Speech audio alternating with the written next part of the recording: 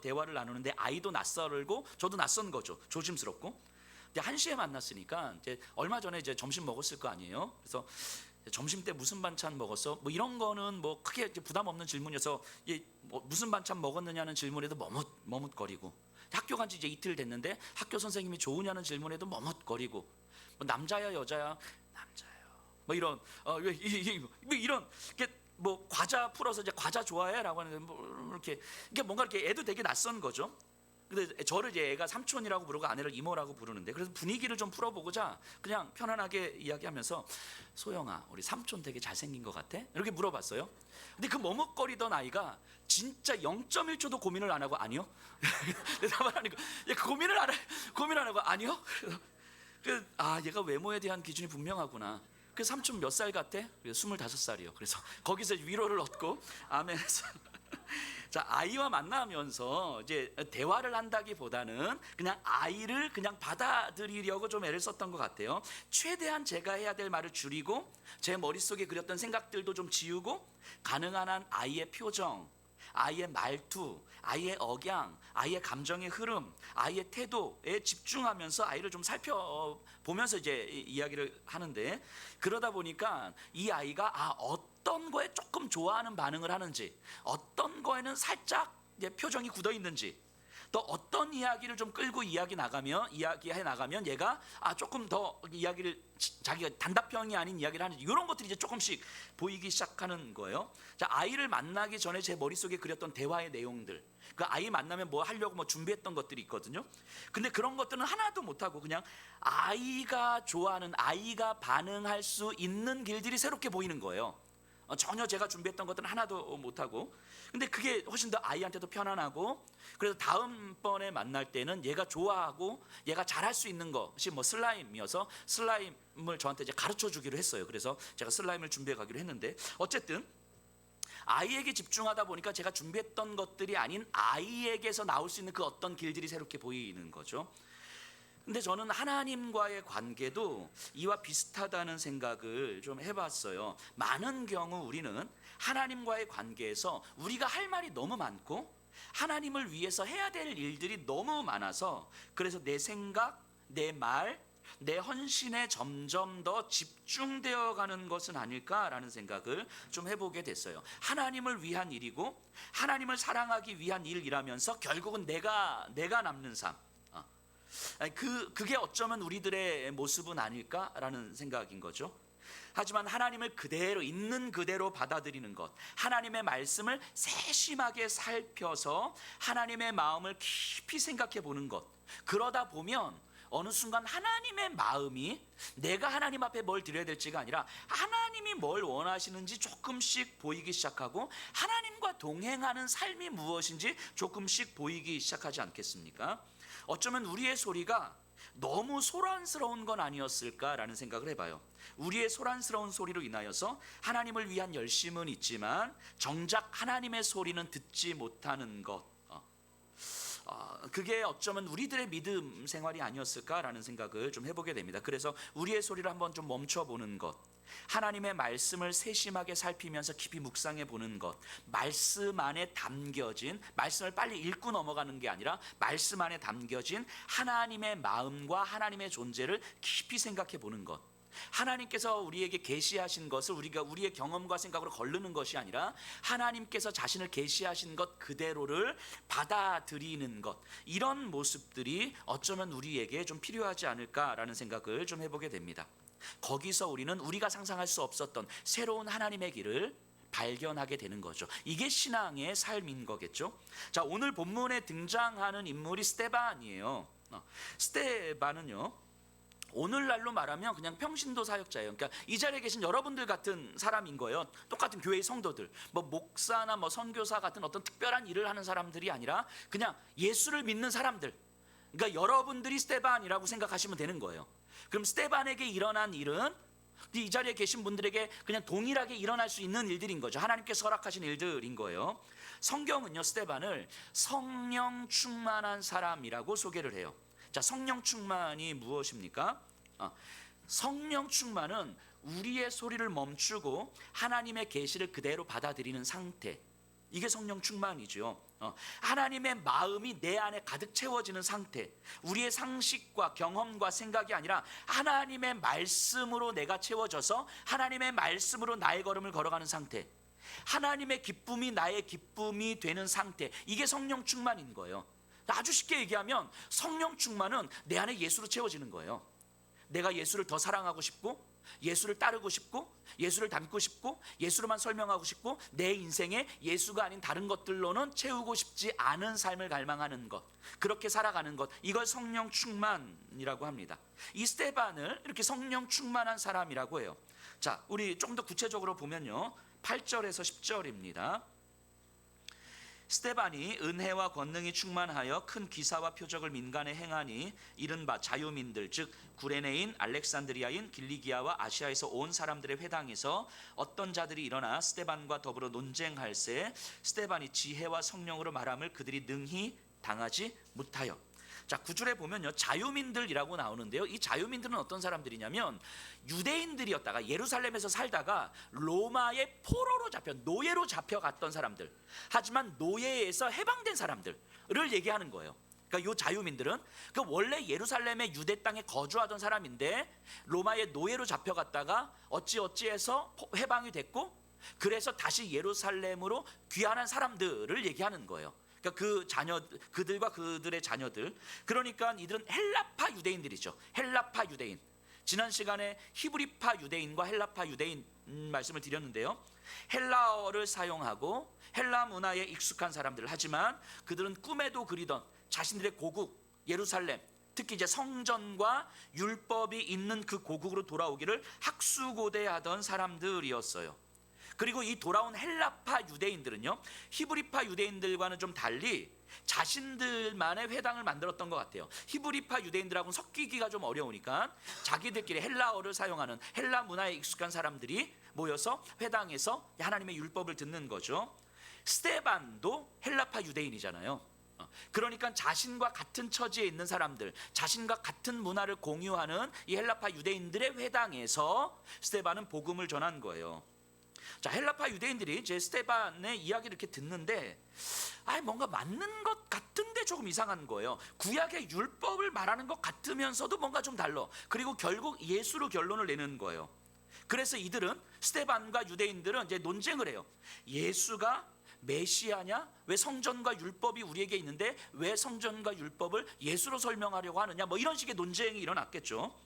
그런데 많은 사람들이 달려들어도 능히 이제 스데반을 당할 수가 없자 사람들이 자신들의 믿음을 유지하고자 거짓 증인들을 세워요. 자, 11절에서 13절이에요. 사람들을 매수하여 말하게 하되 이 사람이 모세와 하나님을 모독하는 말을 하는 것을 우리가 들었노라 하게 하고 백성과 장로와 서기관들을 충동시켜 와서 잡아가지고 공회에 이르러 거짓 증인들을 세우니 이르되 이 사람이 이 거룩한 곳과 율법을 거슬러 말하기를 마지 아니하는도다. 당시의 어떤 사법적 기구, 즉 권력 기구는 산헤드린 공회거든요. 그러니까 이 헬라파 유대인들이 저 스데반을 뭔가 좀 어떻게든 해봐야 될 것 같은데 자신들의 힘으로는 할 수 없으니까 권력 기관을 움직여야 되잖아요. 산헤드린 공회를 움직여야 되는데 이들을 움직이려면 두 가지만 건들면 돼요. 성전과 율법만 건들면 돼요. 그래서 이 헬라파 유대인들은 거짓 증인을 세워서 저 스데반이 성전과 율법을 반대하고 있습니다, 이렇게 이야기를 하고 신고를 한 거예요. 그러자 산헤드린 공회가 움직인 거죠. 그래서 스데반을 잡아와서 이제 재판을 하는 거예요. 자, 좀 더 구체적으로 보면 14절입니다. 그의 말에 이 나사렛 예수가 이곳을 헐고 또 모세가 우리에게 전하여 준 규례를 고치겠다 함을 우리가 들었노라 하거늘. 자, 이 거짓 증인들이 뭐라고 이야기하냐면 저 스데반이 말하기를 저 예수가 이 성전을 무너뜨리고 율법을 고칠 거다라고 말했다는 거예요. 근데 스데반은 저 예수가 하나님의 아들이며 구주라고 믿고 있어요 라고 얘기하는 거예요. 그러면 스데반이 말이 맞다면 성전과 율법은 어떻게 되는 겁니까? 이제 필요 없어지잖아요. 예수가 성전과 율법을 대체한다면, 근데 예수가 하나님의 아들이 맞다면 성전과 율법은 점점 이제는 의미가 없어지는 거잖아요. 그러니까 유대인들에게는 이 성전과 율법은 건드려서는 안 되는 믿음의 최후의 보루와도 같은 거잖아요. 그러니까 자신들의 믿음을 건드린 스데반을 가만히 놔둘 수가 없는 거예요. 그런데 스데반의 말을 반박하기는 어렵고 그의 말에는 설득력이 있었기 때문인 거죠. 그렇다고 스데반의 말을 들을 수는 없고, 그래서 거짓 증인들을 세워서 스데반을 사내들인 공회의 재판 자리에 세운 거죠. 이들의 자기들의 믿음을 지키기 위해서 정말 이 하나님이 계시하신 것들을 이렇게 받아들이지 않는 거예요. 예전에 제가 이 안중에 이제 신천지에서 활동하시는 분하고 이제 만나서 여기 새가족실에서 만나서 이야기를 하다가 성경 이야기를 하다가 이제 안 됐는지 누군가를 데리고 오시더라고요. 아마 신천지에서 성경을 가르치시는 분 같아요. 그래서 두 분이 앉아서 이제 저하고 이제 성경에 대해서 그때 예레미야서, 에스겔서, 요한계시록을 가지고 막 얘기했거든요. 근데 분명히 성경에 대해서 논리적으로 제가 이긴 것 같거든요. 더 이상 이쪽에서 할 말이 없었거든요. 근데 그때 이분이 뭐라고 어떻게 반응했는지 아세요? 그래도 당신들은 틀렸다고. 그래도 우리가 맞다고. 그럼 이제 더 이상 제가 할 말이 없어지는 거죠. 우기기 시작하면. 그죠? 어쩌면 이 유대인들의 모습이 그러지 않았겠습니까? 스데반의 말이 설득력이 있고 말에 힘은 있었는데 그걸 받아들일 수가 없는 거예요. 자, 스데반의 메시지를 한번 상상해 보세요. 뭐였겠습니까? 성전과 율법, 그리고 예수님에 대한 이야기였을 거예요. 그럼 생각해 보세요. 유대인들에게 성전이 갖는 의미가 뭐였죠? 유대인들에게 성전이 어떤 의미입니까? 하나님이 우리와 함께 계십니다라는 믿음의 고백이에요. 그래서 이 성전이라는 공간에 모여서 예배 드릴 때 하나님을 만나는 거고, 성전이라는 공간에 와서 기도할 때 하나님은 우리의 기도를 들으신다는 거예요. 그러니까 성전은 하나님이 우리와 함께 계십니다라고 하는 믿음의 고백이죠. 자, 율법은 뭡니까? 율법은 하나님께서 자신의 백성들에게 자기 마음과 자기 계획을 알려주시는 게 율법이잖아요. 그래서 율법 조항들을 듣고 지키면서 이 조항 안에 담겨진 하나님의 마음이 무엇이고 하나님은 어떻게 일하기를 원하시는지를 율법을 통해서 깨닫는 거예요. 그래서 율법을 통해서 하나님의 마음을 깨달아 하나님과 함께 가는 삶을 살아가는 거죠. 그러니까 결국 성전과 율법은 하나님과 동행하는 삶을 위해서 하나님의 백성들에게 주시는 하나님의 선물이었어요. 그러니까 예루살렘 성전이라는 공간에서 하나님을 만나는 거고요, 율법 조항들을 통해서 하나님의 마음을 깨닫는 거예요. 그게 성전과 율법이죠. 그런데 유대인들은요, 성전에는 모였지만 그곳에서 하나님을 만나지는 못했고요, 율법은 지켰지만 율법을 통해서 하나님의 마음을 깨닫지는 못했어요. 성전에서 예배 드리면서 마치 자신의 믿음을 지켰다고 생각을 했고요, 율법 조항들을 지키면서 하나님의 마음을 깨닫지는 못해도 그냥 우리가 믿음을 지켰다고 생각했던 거예요. 그러니까 성전과 율법을 통해서 우리의 믿음을 지켰다라는 것만 남아있지 하나님을 만나지도 못했고 하나님의 마음을 깨닫지도 못했어요. 그러니까 이들에게 성전과 율법은 오히려 하나님으로부터 멀어지는 도구가 되는 거죠.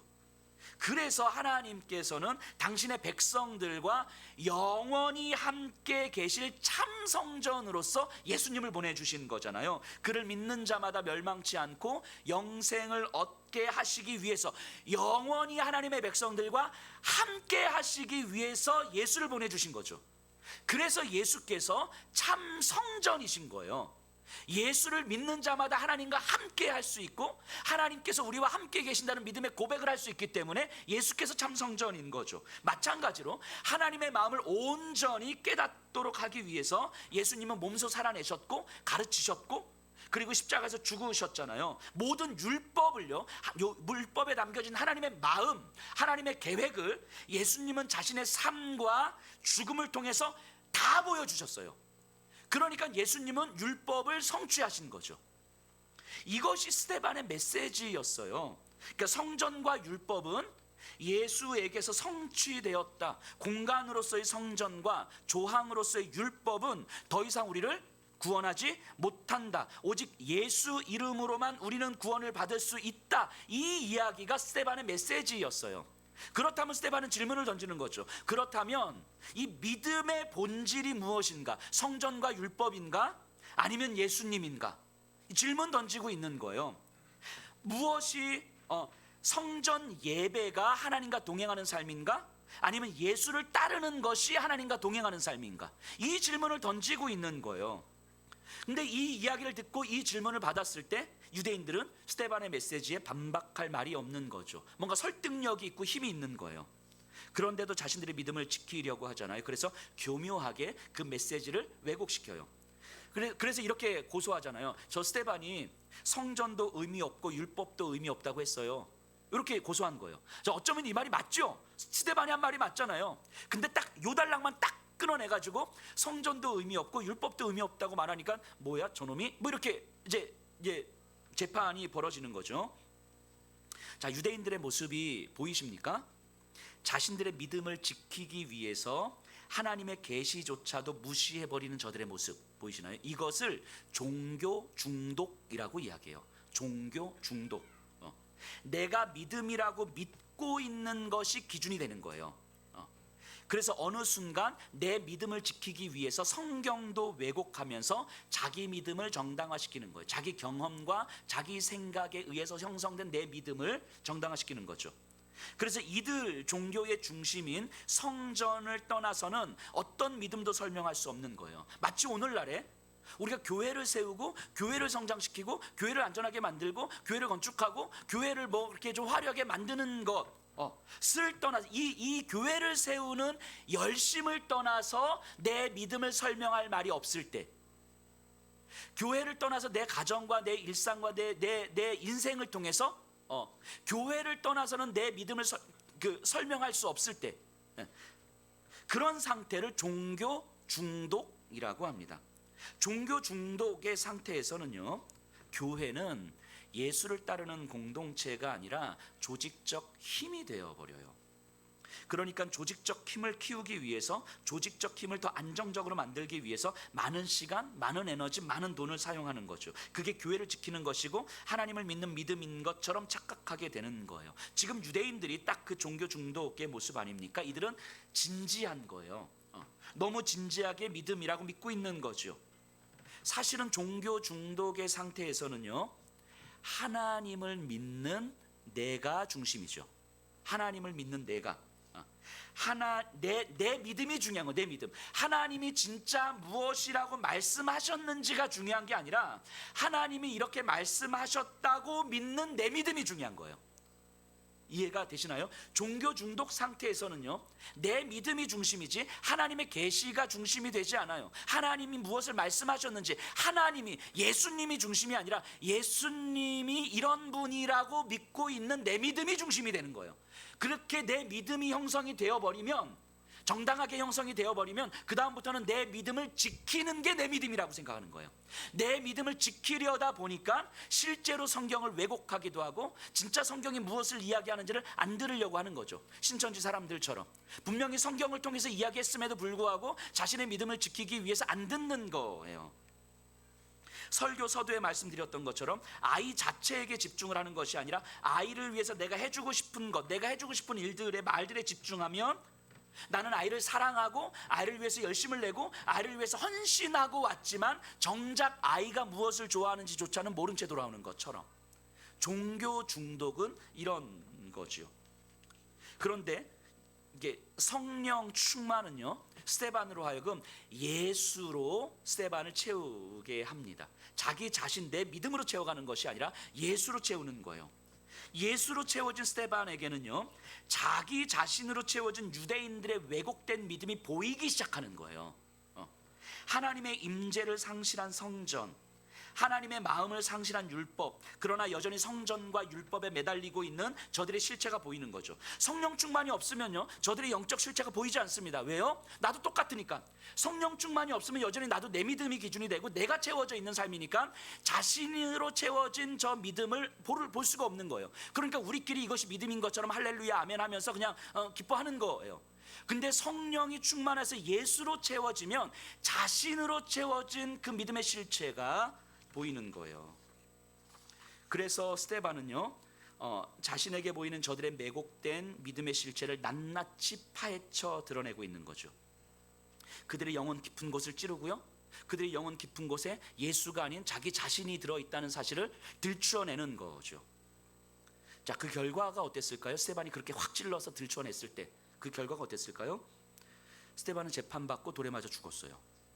스데반의 죽음을 계기로 본격적으로 교회에 대한 박해가 시작이 됩니다.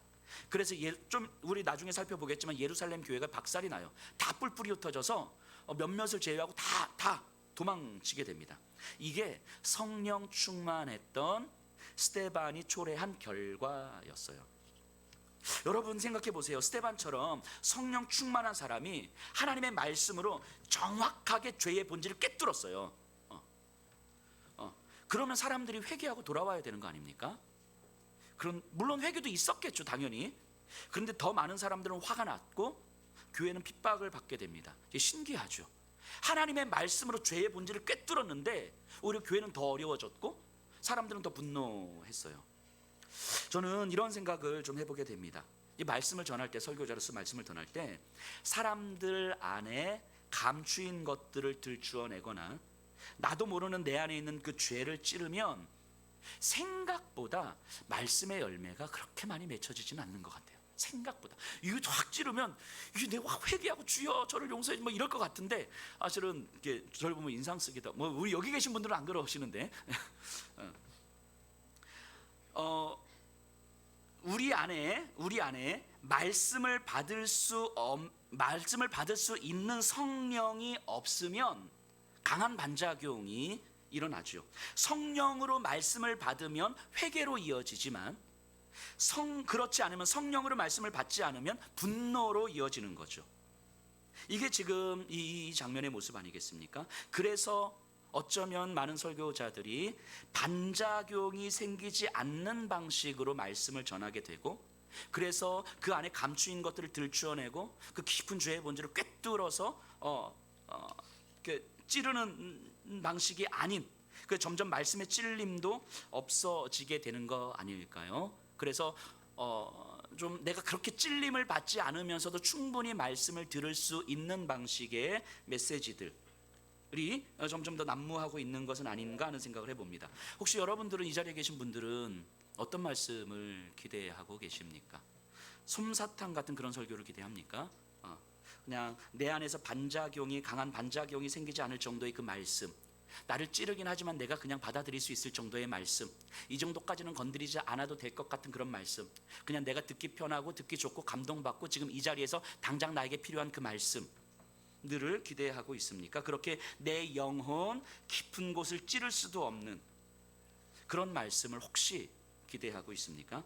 그런데 이런 생각을 해봐요. 이런 설교들, 그 영혼을 깊이 찌르지 못하는 그런 설교들은 오히려 이 세상과 교회를 더 악하게 만들어가고 있는 것은 아닐까라는 생각을 좀 해보게 됩니다. 세상의 질서에 잘 순응하며 살아가는 사람을 보면서, 돈의 질서에 잘 순응하는 삶을 보면서 예수로 채워지지 않는 삶을 이야기하지 않는다면, 예수님의 자리를 돈이 대신하고 있음을 말하고 있지 않는다면, 그래서 우리 영혼이 점점 예수의 말씀에 무뎌지고 성령의 충만에 무뎌지고 여전히 일상 속에서, 이 세상 속에서 정말 잘 순응하면서 잘 살고 있는데 이것을 마치 은혜요 축복이라고 이야기한다면, 예수를 따르는 삶이 무엇인지 잘 모르겠고 예수로 설명되는 삶이 무엇인지 모르겠고 그것이 갈망되지도 않고 소망이 되지도 않는 삶에서 예수로 설명되는 삶을 이야기하지 않는다면 그건 세상을 더 악하게 만드는 거 아닙니까? 어쩌면 그것은 세상에 듣고 싶어하는 유사복음 아니에요? 세상에 듣고 싶어하는 복음. 예수를 간절히 사랑하는 그 한 사람이 예수를 왕으로 고백하며 예수의 길을 예수와 함께 걸어갈 때에 우리 인생에서 상상할 수 없었던 하나님의 그 생명의 길이 경험될 수 있다고 말해줘야 되는 거 아니겠습니까? 내 인생에서 내가 남는 삶의 방식이 아니라 예수가 남는 삶의 방식, 누군가에게 예수를 남기는 삶의 방식이 얼마나 아름답고 영광스러운지를 말해줘야 되는 거 아닙니까? 삶의 절망 앞에서도 우리에게 여전히 손 내밀어주고 계시는 주님이 계시다는 것을 말해주기 때문에, 그래서 절망 앞에서 타협하기보다는 여전히 말씀에 순종하는 삶을 살 수 있다고 말해줘야 되는 거 아니겠습니까? 예수를 보게 하는 것, 예수를 사랑하게 하는 것, 예수를 따르게 하는 것, 이것이 정말 세상에 필요한 복음 아닙니까? 예수 외에는 다른 이름으로는 구원을 받을 수 없음이 선명하게 깨달아지기 때문에, 그래서 우리의 인생을 예수가 아닌 다른 것들로는 결코 채울 수 없다는 것을 말해줘야 되는 거잖아요. 이게 진짜 세상에 필요한 복음 아닙니까? 예수께서 이 땅에 오셔서 돈이 왕이 되는, 돈이 주인 되는 세상에서 너희도 그래 잘 살고 있다, 그렇게 순응하니까 잘 살고 있다, 야 돈은 많이 벌었거나 축복한다, 야 괜찮다, 이거 말하려고 예수께서 이 땅에 오신 게 아니잖아요. 예수께서 이 땅에 오신 목적은 그 돈이 너의 주인일 수 없다, 로마 황제가 너의 주인일 수 없다, 너의 욕망이 너의 주인일 수 없다, 너 안에 도사리고 있는 그 죄의 권세가 깨지지 않으면 너에게 구원은 없다, 이거 말씀하시기 위해서 예수께서 이 땅에 오신 거잖아요. 세상이 듣고 싶어하는, 세상이 필요로 하는 복음이 아니라 진짜 하나님께서 세상에 주고 싶은 복음, 그래서 정말 세상에 필요한 복음, 그거 말씀하시기 위해서 예수께서 이 땅에 오신 거잖아요. 그러면 적어도 교회는, 적어도 말씀은 이 세상에 진짜 필요한 복음이 이야기되어져야 되는 거잖아요. 세상에서 여전히 돈을 주인으로 섬기고 있는데 그래 괜찮다고, 그렇게 열심히 살아가면 된다고, 예배 드리니까 괜찮다고, 이렇게 이야기해 주면 안 되는 거 아닙니까? 이것이 성령 충만한 사람들을 통해서 하나님께서 하시는 일인 거예요. 근데 우리가 볼 때에는요, 스데반의 설교가 실패로 끝나 보이는 것 같아요. 하지만요, 성령 충만한 사람을 통해서 하시는 그 하나님의 일에는요, 절대로 실패가 없어요. 절대로 실패가 없습니다. 어떤 영향력이 끼쳐지는지 한번 보세요. 우리 사도행전 8장 1절 가서 볼까요?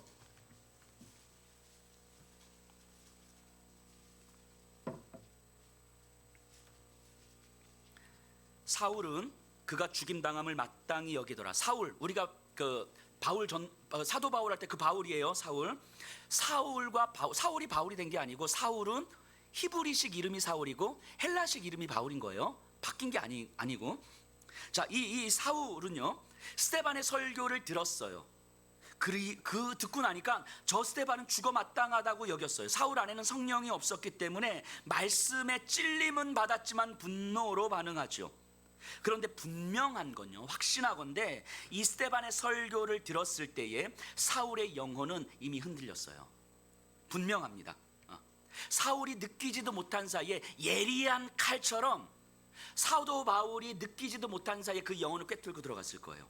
자, 사울이요, 예수 믿는 자들을 잡으러 다메섹으로 가던 중에 예수님을 만나거든요. 부활하신 예수님을 만나서 뭐 사울아 사울아 네가 왜 나를 박해하느냐, 뭐 이런 얘기를 해요. 자, 그러다가 9장 17절, 아나니아가 떠나 그 집에 들어가서 그에게 안수하여 이르되, 형제 사울아, 주 곧 내가 오는 길에서 나타나셨던 예수께서 나를 보내어 너로 다시 보게 하시고 성령으로 충만하게 하신다 하니. 자, 안수를 받자 성령으로 충만해졌어요. 성령으로 충만해진 바울은요, 예수께서 하나님의 아들이라는 사실을 받아들이게 됩니다. 성령께서 임하셨을 때에 스데반에게서 들었던 예수에 대한 이야기가, 그 스데반의 설교가 날카로운 칼처럼 사울의 그 영혼 안에 깊이 파고들었던 그 메시지가 사실이었구나, 예수에 대한 이야기가 진짜였구나라는 사실을 깨닫게 되는 거예요. 스데반의 설교는요, 사울이라는 청년의 영혼 안에 자신도 모르게 이미 뿌리 내리고 있었던 거예요. 그래서 성령이 임했을 때 뿌리 내렸던 말씀이 반응을 해서 올라오는 거죠. 스데반은요, 교회를 안전하게 만들어주지 않았어요. 스데반은요, 사람들을 편안하게 만들어주지 않았습니다. 하지만 사울이라는 한 사람의 영혼 깊은 곳에 자기도 느끼지 못할 만큼의 그 예리한 칼처럼 파고들어서 그 영혼을 흔들어 버린 거예요. 사울 외에도 수많은 사람들이 영혼을 파고들어서 견딜 수 없도록 만들었겠죠. 그래서 어떤 이들은 견딜 수 없는 영적 갈망으로, 어떤 이들은 스데반을 죽이려는 그 분노로 반응하도록 만들었어요. 그럼에도 결국 스데반의 말씀은, 성령 충만했던 스데반의 말씀은 영혼을 흔들어서 마치 씨를 뿌려 땅을 이렇게 막 뒤집어 엎는 것처럼 영혼을 흔들어서 그 복음의 씨를 영혼 깊은 곳에 심었던 거예요. 이게 정말 세상에 필요한 복음 아닙니까? 지금 당장 내 안전을 생각했다면 다른 선택을 했어야 될 이 스데반이 그 영혼을 흔들어서 영혼 깊은 곳에 예수의 그 복음을 심어주는 것, 그래서 그것이 지금 당장은 분노로 박해로 일어나지만 결국은 한 청년 안에 심겨진 그 영혼이, 그 복음의 씨앗이 성령의 충만으로 말미암아 꽃 피었을 때에 우리가 알고 있는 그 사도 바울의 삶이 만들어지는 거 아니겠습니까? 그 시작이 스데반의 설교 아니었어요? 우리가 다음 주에 이제 살펴볼 7장이지만 이 7장을 보면요, 스데반의 설교하는 장면이거든요. 근데 이 스데반의 설교를 들으면요, 진짜 정말 탁월합니다. 구약 이스라엘의 역사를 하나님의 언약이라는 관점에서 완전히 관통하고 있어요. 그리고 그 예수 그리스도로 결론 맺는 설교를 해요. 스데반은 해박한 지식을 가지고 있었고요, 그리고 지식을 설교로 풀어낼 수 있는 탁월한 설교자였고요, 능력도 행했고 병도 고쳤고 구제도 많이 했어요. 그 스데반은 그 교회 안에 있는 성도님들 중에서 되게 뭔가 은사가 많은, 장점이 많은, 일 잘하는 뭐 이런 사람이에요.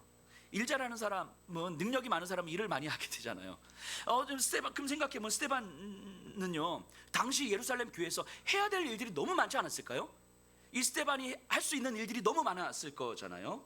그렇다면 이렇게 한 번 설교하고 순교하는 삶 말고 조금 더 오래 남아서 많은 일들을 하는 게 우리 훨씬 더 교회에 유익되는 거 아니었을까요? 그런데 저는 확신합니다. 이 스데반의 모습을 보면서 확신합니다. 스데반이 가진 모든 능력들, 모든 장점들 분명 좋은 것이고 하나님이 주신 선물일 거예요. 하지만 그 모든 것들을 사용하는 게 중요한 게 아니라 이 모든 것들을 가지고도 예수를 사랑하고 싶은 갈망을 대신할 수는 없는 거죠. 예수를 사랑하고 예수를 따르고 싶고 예수의 길을 걸어가고 싶고 예수로 내 삶을 채우고 싶고, 그래서 예수와 함께 동행하는 이 삶을 살아가는 것, 그래서 내 삶에서 예수가 남는 삶을 살아가는 것, 이게 스데반이 갈망했던 거 아니겠습니까? 그 모든 능력을 가지고 스데반이 얼마나 훌륭한 삶을 살았느냐가 아니라 사울 한 사람의 삶에 예수를 남기는 삶을 살았던 거예요. 스데반은 그것으로 충분히 족하다고 고백했던 거지요.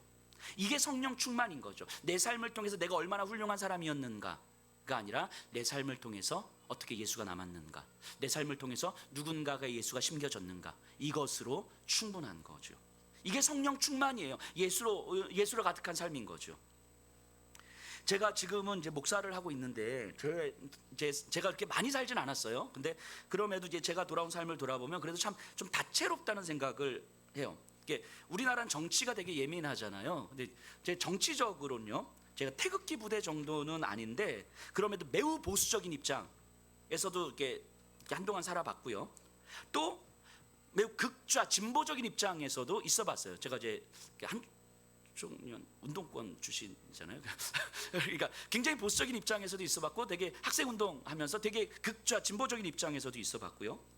또 신학적으로도 굉장히 보수적인 신학을 공부도 했고, 그다음에 굉장히 자유주의적인 신학, 성경의 어떤 영감서를 부인하는 그 자유주의 신학도 공부해봤고요. 또 저는 이제 한국의 전통적인 교회에서 이제 모태신앙으로 자랐기 때문에 교회 생활에 대해서 매우 익숙하지만 또 교회를 안 다녔던 때가 되게 많았거든요. 그러니까 누구보다도 교회를 비판한 거죠.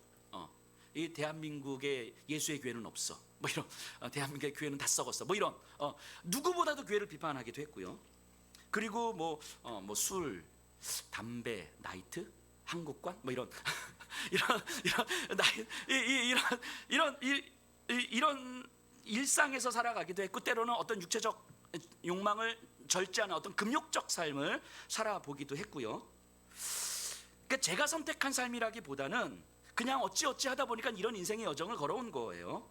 그러다가 이제 목회의 자리에 서게 됐잖아요. 그러니까 목회자로서 제가 어떤 생각을 하게 되냐면, 좀 자연스럽게, 이건 의식하는 게 아니라 저도 모르게 자연스럽게 이런 생각이 드는 거예요. 자, 목회자로서 이 대한민국 땅을 살아갈 때 정치적 견해에 있어서도 저는 충분히 균형 잡힌 시각을 가진 목회자겠구나, 이런 생각을 스스로 하게 되는 거예요. 신학적으로도 수구 꼴통도 아니고 자유주의도 아닌 굉장히 복음적으로 균형 잡힌 신학을 좀 이제 갖고 있구나. 교회를 바라보는 시선도 교회 안에서의 시선과 세상에서 교회를 바라보는 그 시선을 모두 아우를 수 있구나, 이런 생각들을 저도 모르게 하게 되는 거예요. 근데 이런 것들이 목회자로서 저에게 자랑이 되더라고요. 자랑이, 저도 모르게 자랑하려고 자랑하는 게 아니고 그래서 저도 모르게 자랑이 되는 거예요. 그래서 자연스럽게 그냥 사람들하고 이런 이야기하다가 제가 가진 생각이 훨씬 더 균형 잡힌 시각이고, 제가 가진 생각이 훨씬 더 복음적이고, 제가 가진 생각이 훨씬 더 건강한 교회에 대한 상입니다. 왜냐하면 제가 이런 인생의 여정을 살아왔기 때문입니다 라고 저도 모르게 그냥 이런 이야기들을 하게 되는 거예요. 근데 이런 것들이 저의 장점일 수 있습니다. 하나님께서 제 인생을 통해 허락하신 선물일 수도 있어요. 하지만 이런 생각들을 계속하게 되는 것 같아요. 이런 제가 가지고 있는 것들이 제가 예수를 더 사랑한다는 증거는 아니잖아요. 이해되시죠? 이런 것들이 제가 성령 충만하다는 증거가 되는 건 아니잖아요. 이런 장점들이 있다고 해서 제가 예수를 더 사랑하고 예수를 더 따르고 예수로 내 삶을 설명하고 그래서 예수와 함께 동행하는 삶을 살아가고 있다는 증거는 아닌 거잖아요. 이런 것들을 통해서 자랑하면서 목회자가 될 때 좋은 설교자가 될 수도 있고 인정받는 설교자가 될 수도 있지만 결국 뭐가 남습니까? 결국 여목사가 남는 거 아니겠어요? 아, 설교 잘하는 목사, 뭐 목회 잘하는 목사, 아 저렇게 균형 잡힌 시선을 가지고 신학적으로도 충분하게 이게 좀 건강한 목사, 건강한 교회를 세워가는 저 목사, 이 제 여목사가 남는 거 아닙니까? 근데 저는 정말 단언하건대 설교를 준비하면서도 그런 두려움들에 휩싸이기도 했는데 제 인생에서 이 여한옥이라는 사람의 인생에서 내가 남는 삶이라는 게 얼마나 비참하고 얼마나 비극적인 일인지를 다시 생각해 보게 돼요. 내가 가지고 있는 여러 가지 장점들이 분명하게 있을 텐데 이런 것들을 통해서 내가 뭔가 잘하는 목사인 거고 내가 뭔가 이렇게 어떤 목사야라고 내가 남는 삶이라는 게 얼마나 비극적이고 얼마나 비참한 인생인가라는 생각을 좀 해보게 돼요. 제 인생에서 허락된 모든 것들을 통해서 여목사가 얼마나 목회를 잘하느냐가 아니라 어떻게 예수님이 남았는가, 즉 이 자리에 있는 성도님들 중에 누군가의 삶에 예수를 남기는 삶을 살았는가. 그래서 결국 이 자리에서 여목사와 함께 신앙생활했던 이 분들 중에서 누군가의 삶에서 내 삶에서 결국 예수님이 왕입니다라고 고백하는 그 고백이 남는가. 이것이 제 인생에 남아야 되는 거 아닙니까? 여목사가 얼마나 목회를 잘했느냐가 아니라 때로는 못할 수도 있고 때로는 무너질 수도 있고 때로는 넘어질 수도 있고 때로는 욕먹을 수도 있는데 그럼에도 불구하고 제 인생에서 어떻게 누군가 한 사람에게 예수가 왕이심을 고백하는 그 믿음의 고백이 남게 되는가. 마치 스데반이 사울이라는 한 청년에게 그 복음의 씨앗을 심겼던 것처럼 내가 아니라 예수가 남는 목회여야 되는 거 아니겠습니까? 교회도 마찬가지예요. 예수평화교회가 저는요 건강한 교회가 되기를 바랍니다. 그래서 건강한 교회로 세워가고자 재정도 투명하게 공개를 하고요, 복음을 전하는 선교도 많이 하려고 하고요, 지역사회 어려운 이웃을 돕는 구제도 많이 하려고 하고요, 특히 다음 세대를 위해서는 많이 애씁니다. 특히 재정 부분에 있어서 타 교회에 비해서 상당히 많은 재정을 다음 세대 아이들에게 우리가 사용하고 있거든요. 그리고 그 외 다른 것들에는 가능하면 관심을 두지 않으려고 해요. 그래서 예수평화교회를 이야기할 때 제가 다른 데 가서도 이야기할 때 자연스럽게 이런 것들을 자랑하는 거예요. 우리가 어떻게 하고 있는지, 우리가 뭘 하고 있는지. 이건 분명히 좋은 사역들이고 앞으로도 계속 할 겁니다. 계속 늘려갈 거예요. 하지만 이런 것들이 예수평화교회가 성령 충만하다는 증거는 아니잖아요. 예수를 더 사랑하고 예수를 더 따르기를 갈망하는 증거는 아니잖아요. 그냥 어쩌면 이런 건강한 교회가 있구나, 이런 좋은 목사가 있구나, 이런 좋은 교회가 있구나 라고 하는 교회의 이름이 남는 결과가 되는 거 아닙니까? 교회가 이 땅에 세워져서 좋은 교회라는 교회의 이름이 남기는 교회, 이게 얼마나 비참하고 이게 얼마나 비극적인 일입니까? 예수평화교회가 얼마나 건강한 교회냐가 아니라 예수평화교회를 통해서 성도님들의 삶이 어떻게 예수가 왕이심을 고백하는 삶을 살아가고 있는가, 이 교회를 통해서 우리 성도들이 어떻게 예수를 더 사랑하는 삶을 갈망하고 있는가, 예수평화교회를 통해서 여기 앉아 계신 분들이 어떻게 더 예수로 나를 더 설명하고 싶고 예수의 길을 따르고 싶고 그리고 예수와 함께 동행하고 싶고 내 삶에서 예수가 남는다면 그것으로 족하다고 고백할 수 있는 삶이 될 수 있는가. 결국 그게 남는 게 교회여야 되는 거잖아요. 교회의 이름이 남아서 교회가 얼마나 좋은 교회냐가 아니라 그 교회를 통해서 성도님들이 어떻게 예수를 더 갈망하는 삶을 살아가는가, 이 성령 충만한 삶을 살아가는가, 이게 교회여야 되는 거 아니겠습니까? 아무리 교회가 좋은 일 많이 하고 건강하면 뭐합니까? 성도님들이 예수를 더 사랑하고 예수를 따르기를 갈망하지 않는다면 여러분들의 가정과 여러분들의 일상과 심지어 교회 공동체 안에서도 예수로 나를 설명해가는 삶, 십자가의 길이 내가 걸어가야 될 길이라는 걸 갈망하며 애를 쓰지 않는다면, 돈이 주인이 되는 세상에서 예수가 왕이신 삶을 갈망하고 살아가지 않는다면, 성도님들의 한 주간이 하나님의 말씀으로 설명되려고 애를 쓰지 않는다면, 성도님 이 자리에 계신 분들을 통해서 여러분들 주변에 누군가 한 영혼이 살아나기를, 예수를 주로 고백하기를 갈망하지 않는다면, 그렇게 성령 충만한 삶을 성도들 한 사람 한 사람이 갈망하지 않는다면 아무 소용없는 거 아니에요? 아무 소용없는 거 아닙니까? 우리 15절 보세요. 15절. 공회 중에 앉은 사람들이 다 스데반을 주목하여 보니 그 얼굴이 천사의 얼굴과 같더라. 자, 재판을 받고 있는 스데반이었어요. 세상 모두가 스데반을 공격하고 있습니다. 그때 그의 얼굴이 천사와 같았대요. 이게 무슨 의미겠습니까? 단지 웃었다, 뭐 얼굴 윤기 난다, 다이어트하냐, 뭐 이런 게 아니죠. 예수를 경험한 자의 얼굴이죠.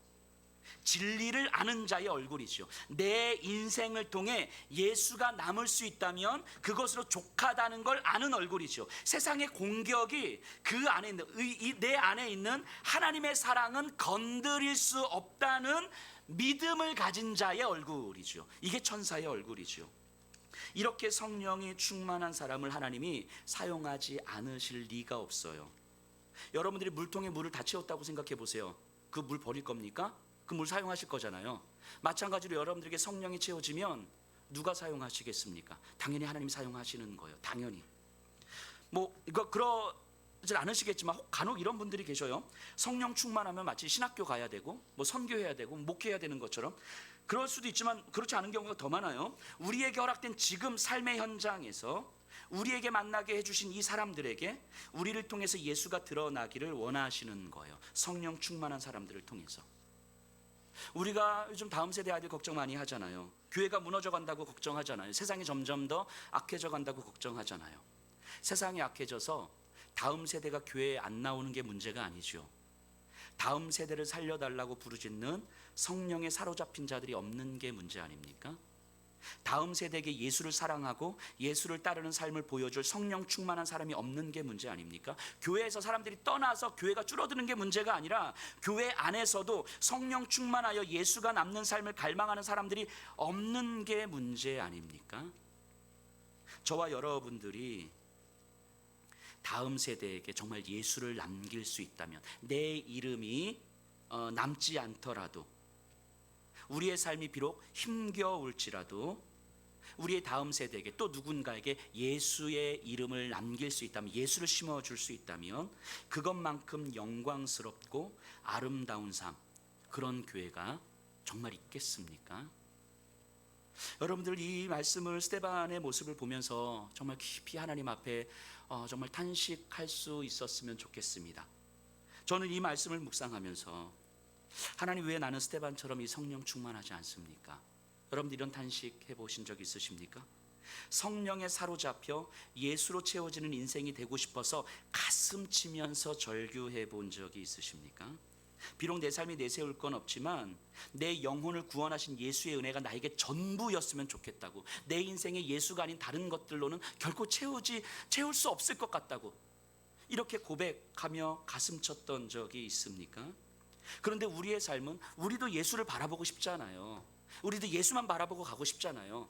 근데 사실 그게 안 되는 게 우리의 현실 아닙니까? 풍랑이 보이고 바다가 보이니까 그냥 빠지는 거예요. 그래서 우리는 자책하고 넘어지고 절망하는 거 아닙니까? 그런데요, 그 상황에서도요, 예수는 거기 계셨더라고요. 그 상황에서도요, 예수는 우리 앞에 계셨어요. 우리가 풍랑이 보이고 파도가 벌써 우리 안에 불안과 두려움이 엄습해서 우리가 바다에 빠졌는데 우리에게 예수가 안 보여서 문제지, 예수는 그 자리에 계셨어요. 우리가 손 내밀기만 하면 예수는 우리의 손을 잡아서 이끌어 주실 거예요. 근데 우리의 눈에 예수가 안 보이니까 어쩔 줄 몰라 하면서 혼란스러워 하면서 방황하고 있는 거 아닙니까? 간구하셔야 돼요. 하나님, 내 눈을 들어서 예수가 보이게 해 주십시오. 내 눈을 들어 내가 지금 넘어져 있고 무너져 있고 좌절하고 있고 절망에 빠져 있고 모든 것을 다 놓고 싶어하는 이 마음을 아시는 주님, 내 눈을 들어서 지금 이 자리에도 예수께서 나와 함께 계심이 보이게 해 주십시오. 그 예수께 손 내밀게 해 주십시오. 그러면 우리가 손 내밀면 예수는 잡아 주신다고 말씀하시는 거예요. 일으키신다고 말씀하시는 거예요. 그러면 예수 보고 또 걸어가는 거예요. 이게 성령의 충만이잖아요. 성령께서 하시는 일 아닙니까? 여러분들이 있는 그 자리에 여전히 예수님 함께 계시는 거예요. 우리가 예수님이 안 보이는 게 문제인 거지. 간구하셔야 돼요. 기도하셔야 돼요. 부르짖으셔야 돼요. 가슴 찌면서 탄식하셔야 돼요. 우리의 눈을 들어서 예수가 보이게 해주십시오. 예수께 손 내밀게 해주십시오. 간구하는 자에게 온 세상에 충만하신 하나님이 여러분들 안에 성령의 충만을 허락하지 않으실 리가 없어요. 여러분들이 구하기만 하면, 예수께 손 내밀기만 하면 하나님께서 여러분들에게 성령의 충만을 허락하실 것이고, 예수가 보이면 예수를 바라보면서 물 위를 걷는 거예요. 그게 성령 충만입니다. 여러분들을 통해서 이 삶이 경험되길 간절히 소망합니다. 우리 다 같이 일어나셔서 주를 찬송하겠습니다.